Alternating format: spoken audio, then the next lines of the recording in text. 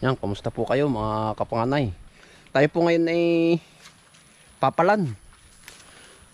Ito po yung ating dapog.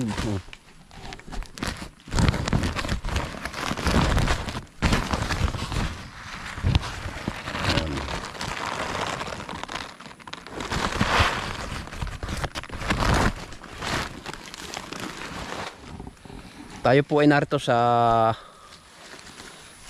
dito pa rin sa dito sa number 3. Lagi po naman tayo ditong area. Ayan.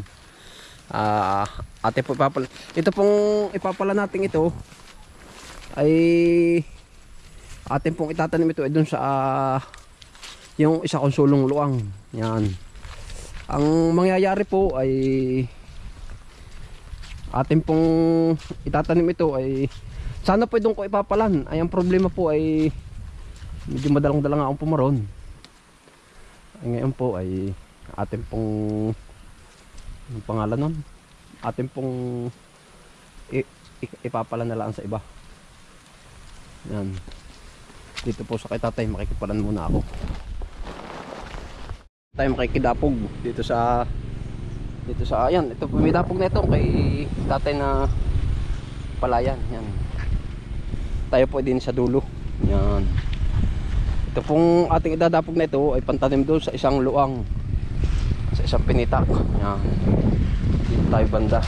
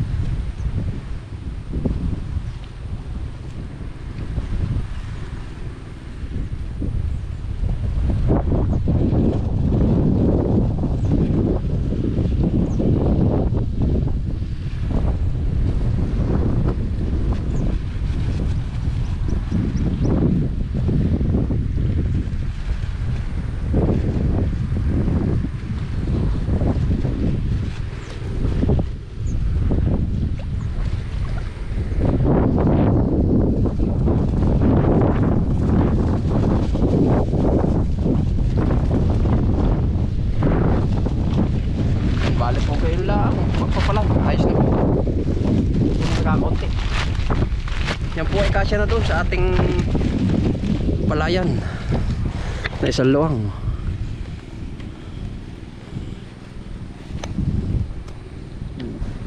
Itin araw bago itanim yan. Isang diretso yung atin. Yan. 18 araw. Yan ay itatanim na.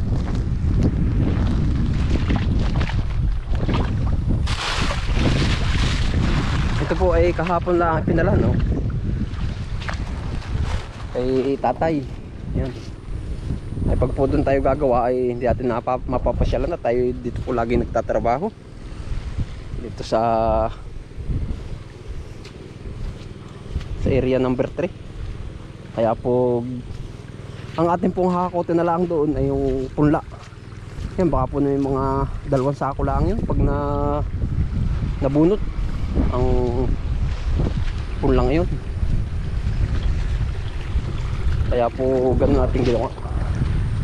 Yan, kayo po ay laging mag-iingat. Salamat po sa inyo. Tsaka yun nga pala, shoutout po sa inyong lahat. Shoutout po kay Kapadlimar Vlog ng Nueva Vizcaya. Yan.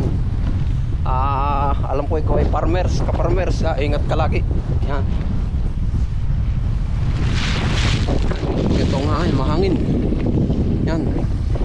Maraming salamat po sa pagsama ninyo sa aking vlog.